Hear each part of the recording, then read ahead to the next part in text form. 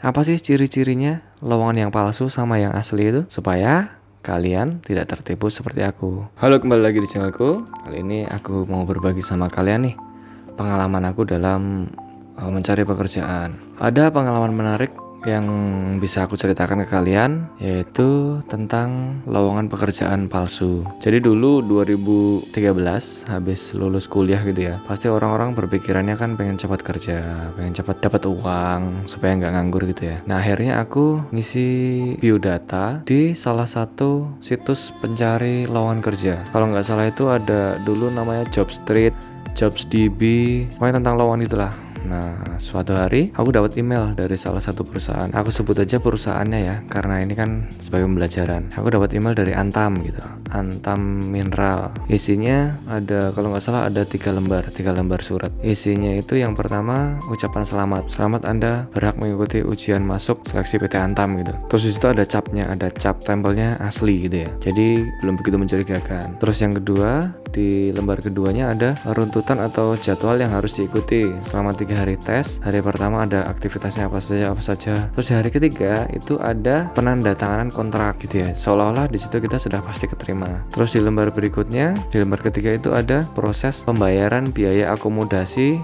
dan biaya transport gitu. Nah, aku di sini mulai curiga nih, kok belum apa-apa, belum keterima sudah suruh bayar gitu ya. Tapi di situ dijelaskan, di lembar ketiga tadi dijelaskan bahwa uang yang akan ditransfer ke perusahaan akan dikembalikan ke karyawan pada saat nanti wawancara gitu.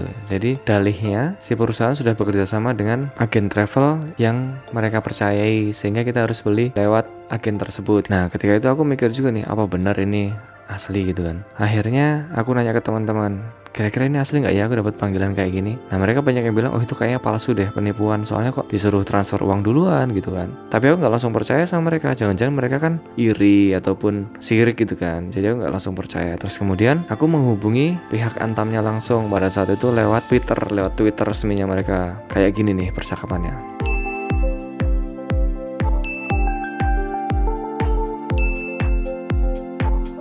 Nah, dari situ aku baru yakin bahwa itu memang benar-benar lowongan pekerjaan yang palsu.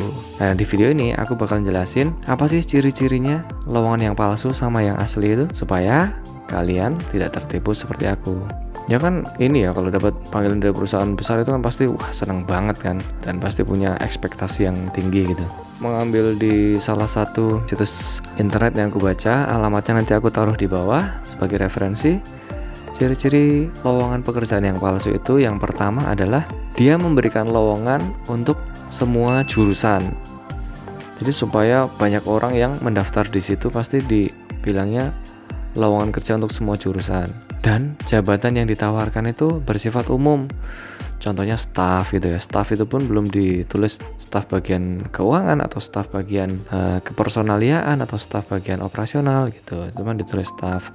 Terus biasanya juga admin seperti itu ya. Itu yang pertama. Terus kemudian yang kedua itu menawarkan gaji yang besar. Tuh ada orang lewat. Kembali lagi setelah tadi ada gangguan orang lewat ya. Maklum ini aku di kamar, jendelanya aku buka biar ada lightingnya. Ya karena belum punya studio, belum punya ini. Ini masih pakai mic dari HP, tapi itu tidak menyurutkan semangatku untuk berbagi kalian. Oke, yang kedua ya, ciri-ciri lowongan palsu itu, dia langsung menawarkan gaji yang besar. Misalkan tulis 7 juta sampai 10 juta seperti itu. Nah, lowongan yang asli dari perusahaan yang bonafit lah ya, itu biasanya tidak mencantumkan gaji, cuman tulisannya biasanya gaji di atas UMR gitu. Nah, nanti proses gaji itu nanti dibicarakan pada saat wawancara, biasanya gitu. Terus kemudian ciri-ciri lowongan palsu yang ketiga itu biasanya mencatut nama-nama perusahaan besar. Contohnya kayak aku tadi, perusahaan PT Antam, kemudian PT Unilever misalkan, terus kemudian PT Jarum. Ya pokoknya yang PT-PT besar yang pasti menarik minat dari pelamar lowongan pekerjaan gitu. Nah yang keempat, di lowongannya atau di surat yang kita terima ada biaya yang harus dibayarkan sebelum proses seleksi dilakukan. Kayak aku tadi tuh, ada biaya travel, biaya akomodasi. Nah itu bisa dipastikan, atau 99% lah itu pasti lowongan palsu gitu. Terus kemudian yang kelima, dia email menggunakan email gratisan. Contohnya pakai apa? Yahoo, terus kemudian pakai Gmail, atau fasilitas email-email gratis yang lain. Biasanya kalau perusahaan yang besar itu menggunakan email dari perusahaan tersebut, misalkan Pama gitu ya.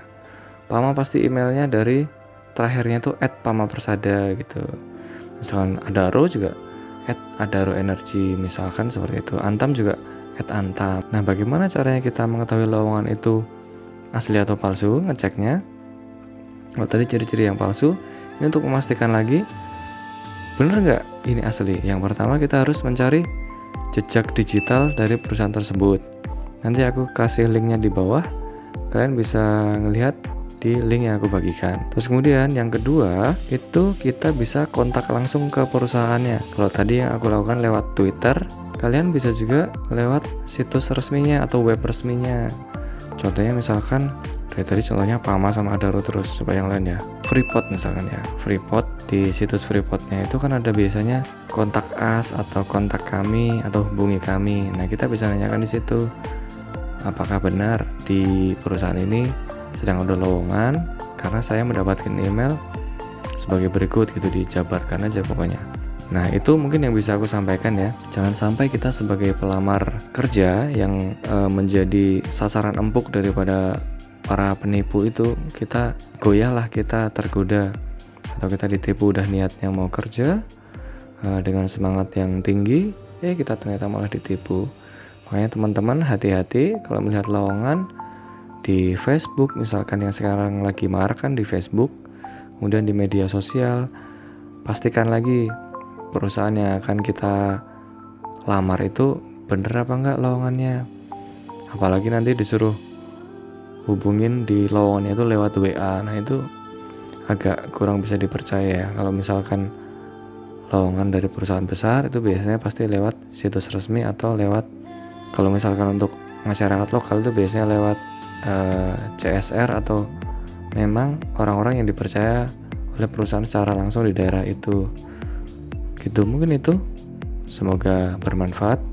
Jangan lupa dibagikan ke teman-teman yang lain supaya tidak ada teman-teman kita yang tertipu. Oke, dadah.